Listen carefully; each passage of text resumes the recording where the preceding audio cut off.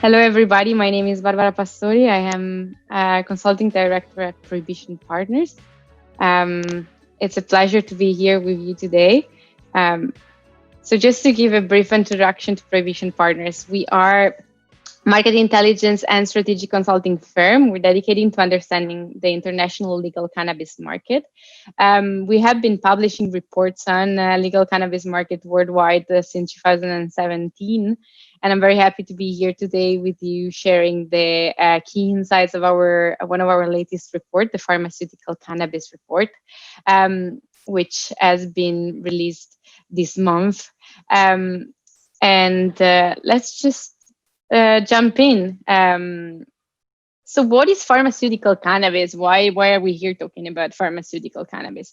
So pharmaceutical cannabis is what we call a formulated, processed, or synthetic cannabinoid-based medicine that has undergone full clinical trials and holds in one or more geography as marketing authorization. So we're just a handful of this medicine around the world. Like we'll go through them during the presentations. So we have a patenting drugs such as Marinol, Syndrome, Sativex, Epidiolex, Sesamet, and then there are the various generics, for example, Dronabinol. In which way it differs from medical cannabis? Well, medical cannabis is what we normally see in the pharma as flower or full spectrum oil. It's also cannabinoid-based medicine, but doesn't hold marketing authorization because it hasn't completed full clinical trials. This means that it's sold as a licensed medicine and supplied through all systems via prescription, as a special, we would say, in the UK. So why this marketing authorization matters a lot? We're really like selling drugs with marketing authorization is what we call the traditional approach to pharmaceuticals.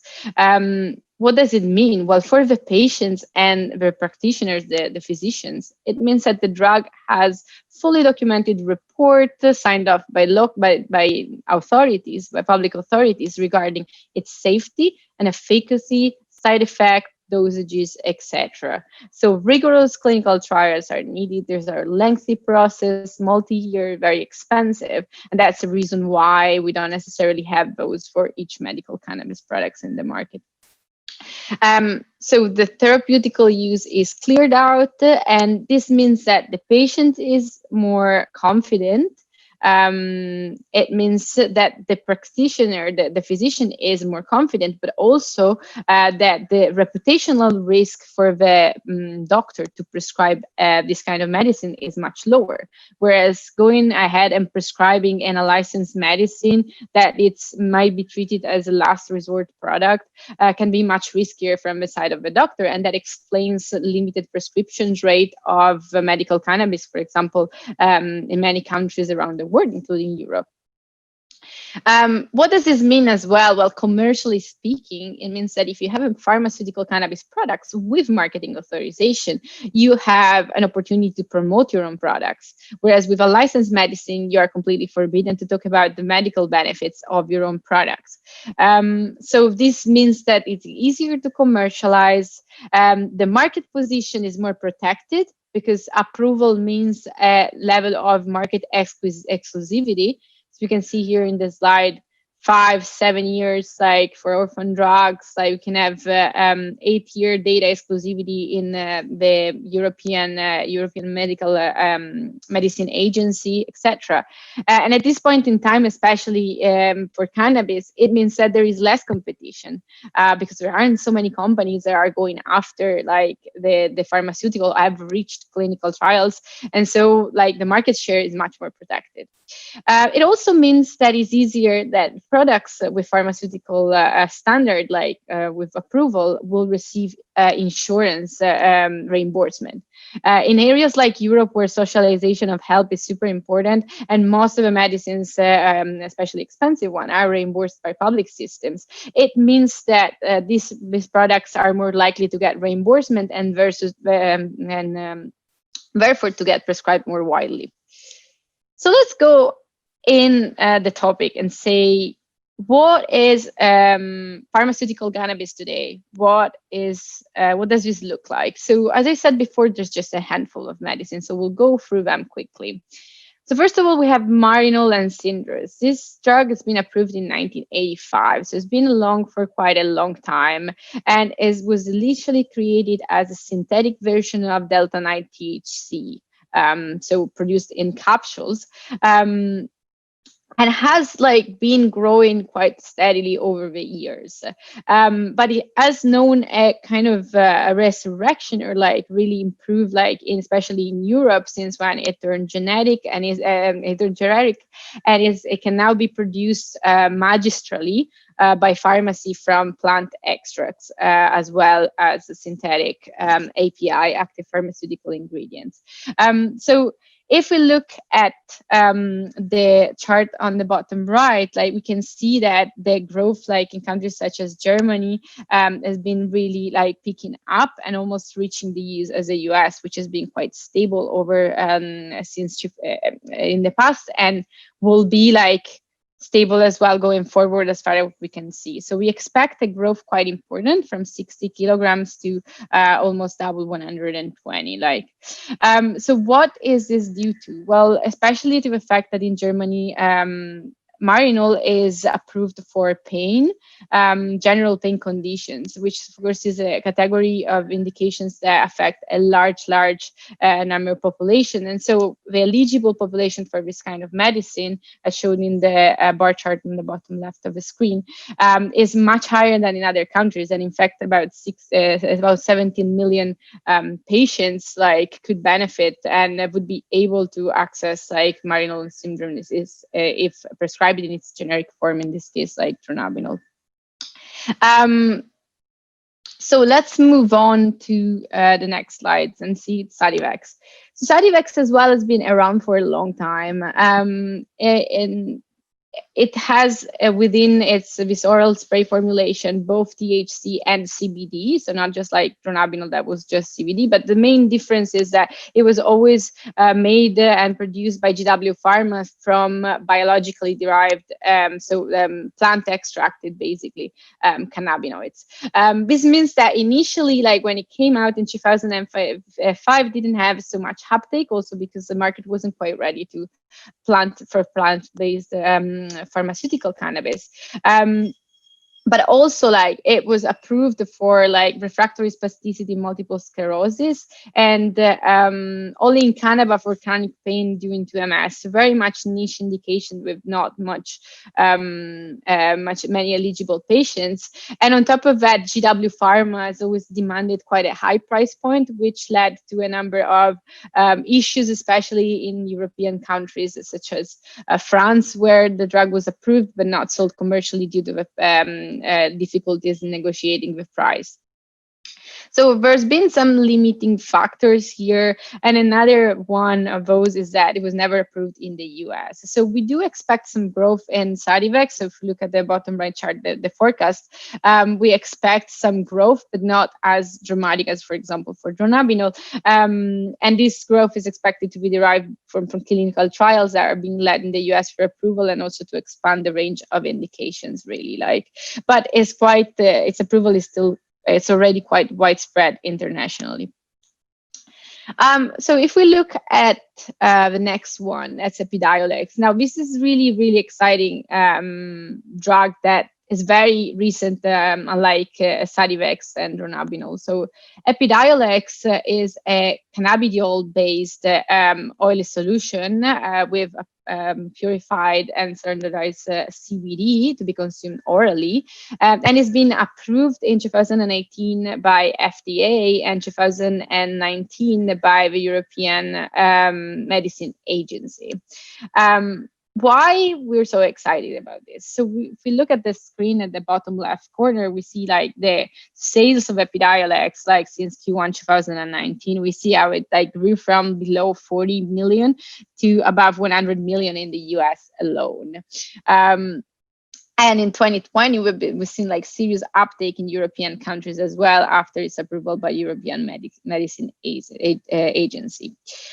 So it's still very much like looking at the orphan disease states, like indications such as Lennox-Gastaut syndrome, Dravet syndrome, and seizures caused by tuberculosis being approved in 2020.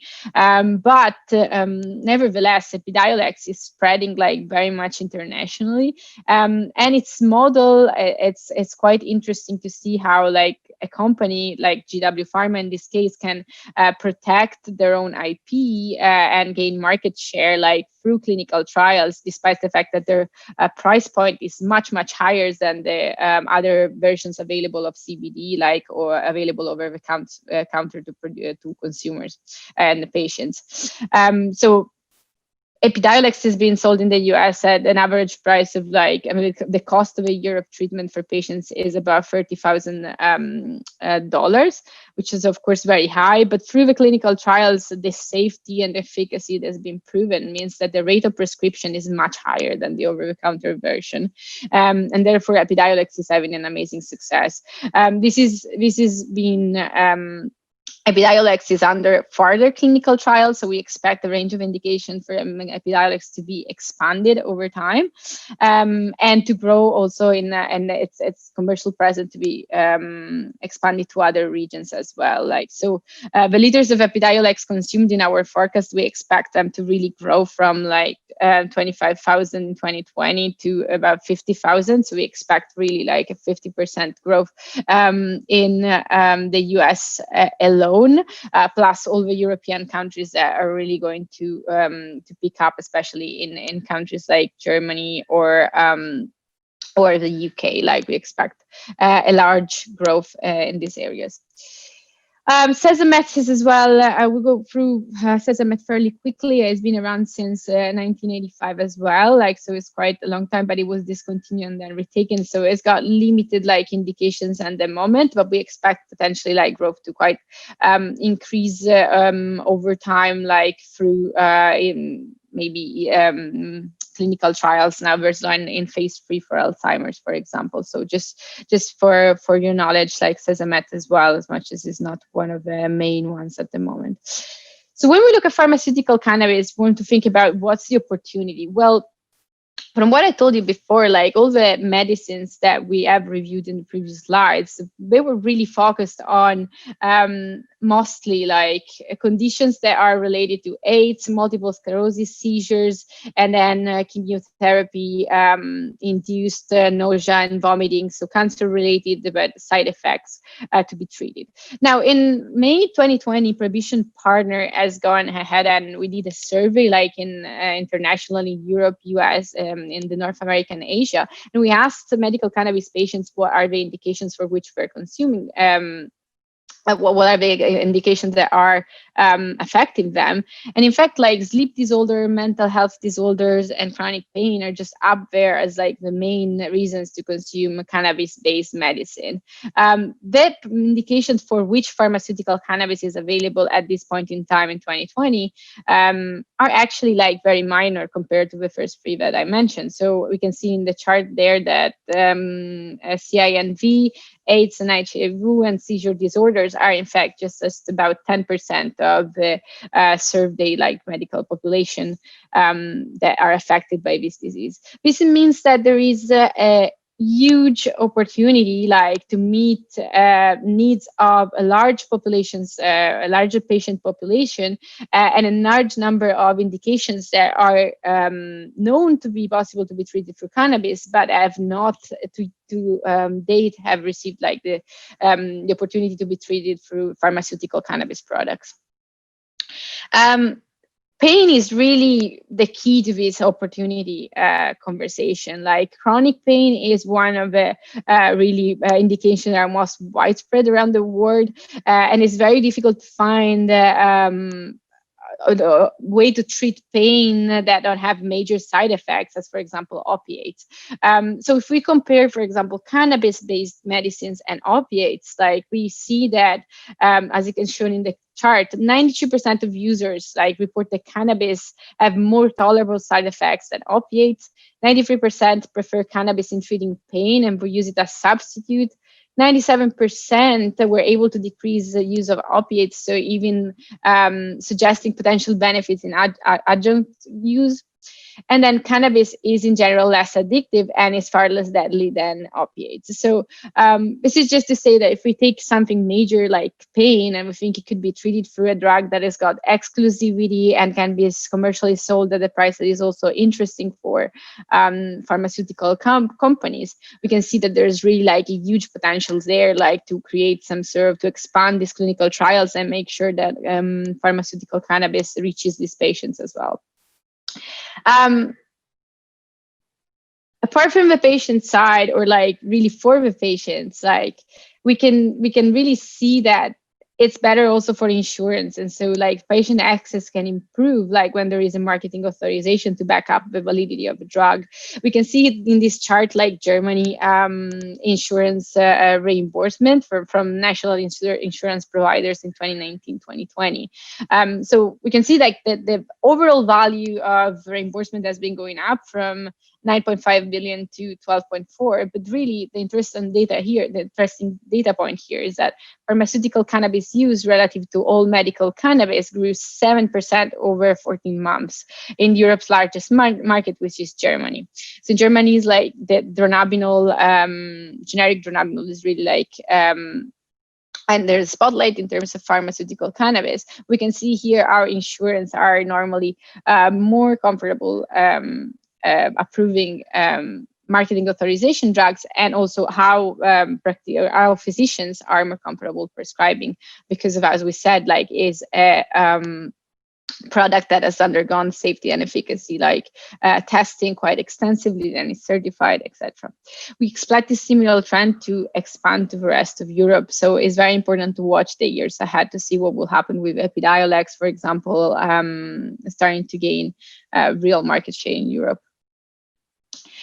So if we look at forecasts, like basically all that I've said translates to the fact that we expect pharmaceutical cannabis to grow by 150% over the next 4 years. So from basically around 800 million in 2020, like in the US plus Europe, to at about $2 billion industry by 2024. We expect Epidiolex to have a huge role in this.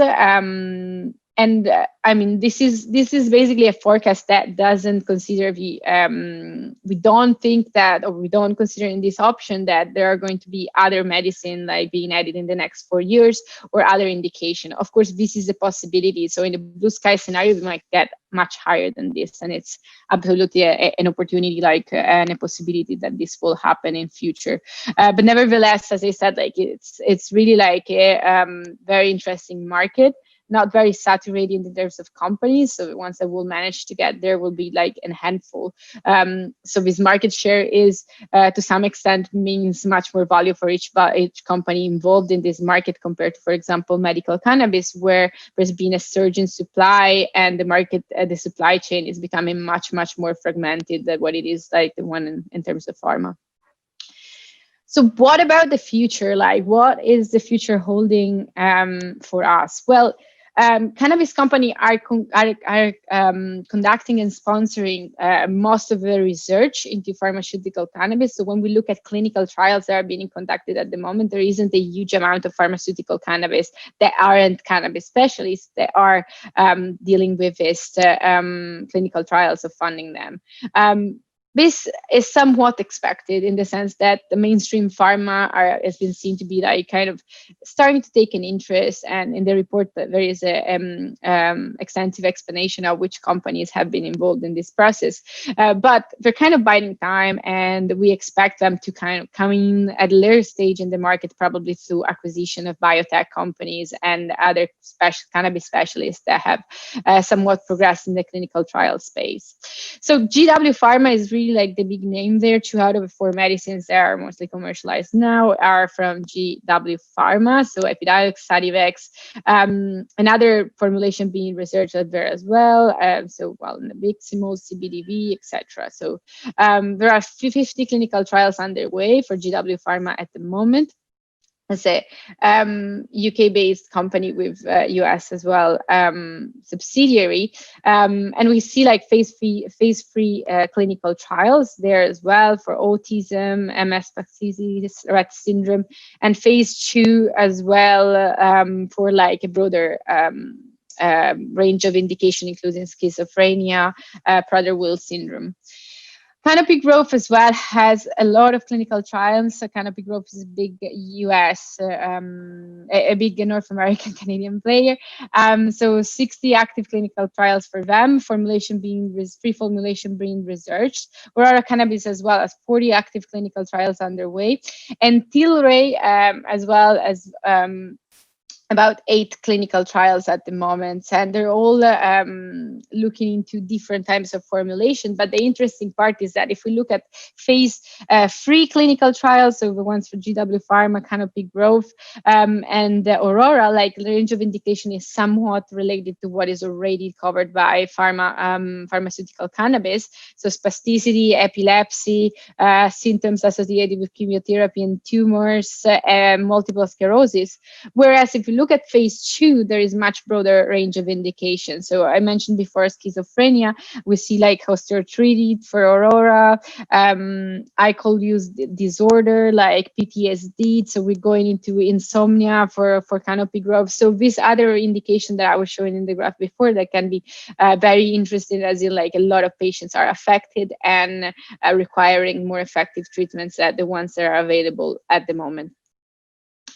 But what other element interesting for the future is really the synthetic aspect. So now there's a big debate, I think, internationally, both for CBD and THC regarding plant extract or biologically derived cannabinoid and synthetically derived cannabinoids.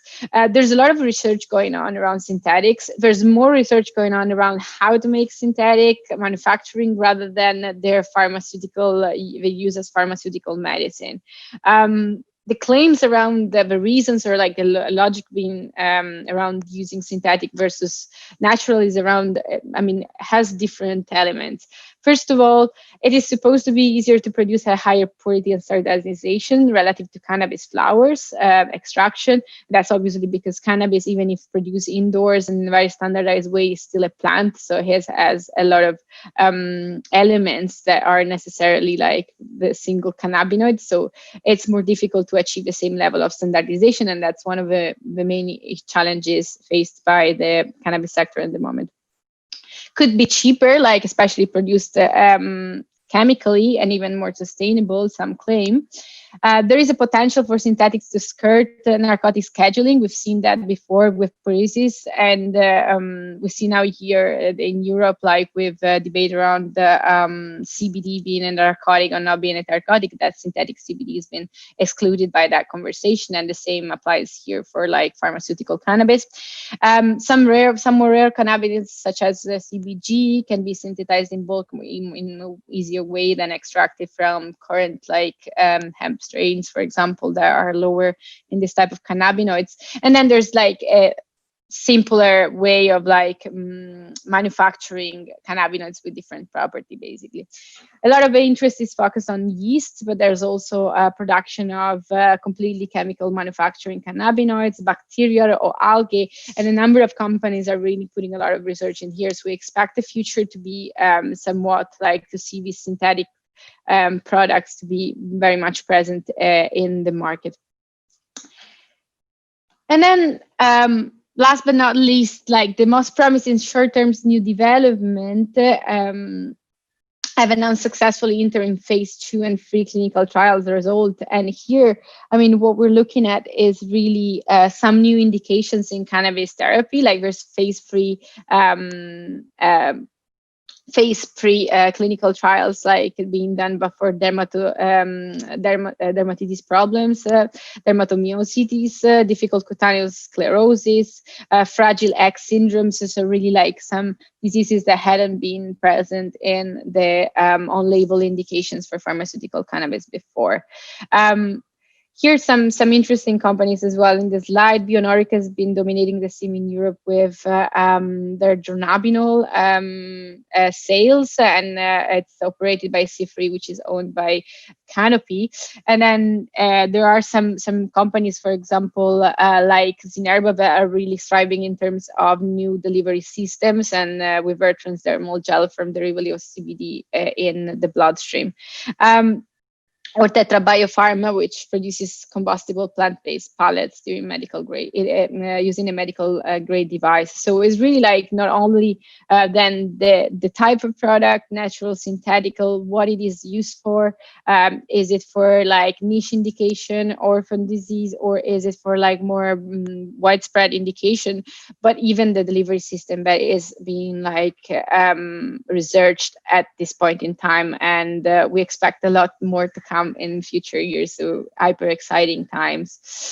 So really, what are the key takeaways from my presentation really coming to an end here? Like, first of all, current pharmaceutical products are focused on the needs of a relatively small patient population. So there's a huge mass of patients internationally that are in need of like completely safe, effective,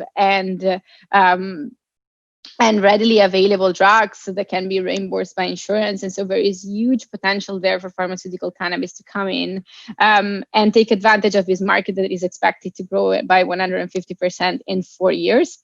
There are pending clinical trials that would massively increase the impact of pharmaceutical cannabis on our society, and also on the lives of many patients, not only through like bigger effectiveness, but easier consumption, and less overall social stigma for utilizing something that is potentially now sourced from the black market. And so really, given the fact that anxiety and pain prescription are included in the top 20 most prescribed drugs across the world, we really think that pharmaceutical cannabis has a huge opportunity to tap into these sectors and deliver a lot of value, both to the patients, so for health systems, and commercially to investors and operators. So yeah, thank you very much for your time. We really hope that this has been helpful to you. If you want to read the full details of our report, you can find on our website, prohibitionpartners.com. And if you'd like to ask me any questions going forward, please feel free to reach out, and I'll be more than happy to get back to you. Thank you very much for your time. Bye-bye.